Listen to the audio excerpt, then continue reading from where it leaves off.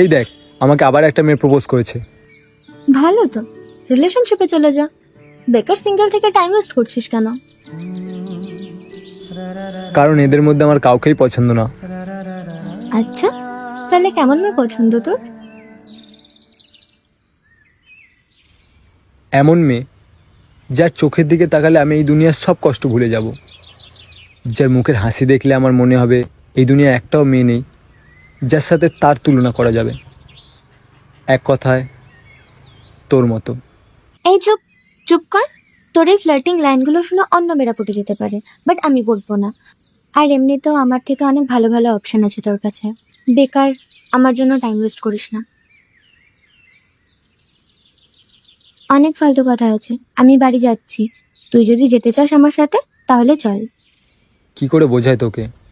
তুই আমার কাছে কোনো অপশান না, তুই হচ্ছিস আমার জীবনের লাস্ট উইশ।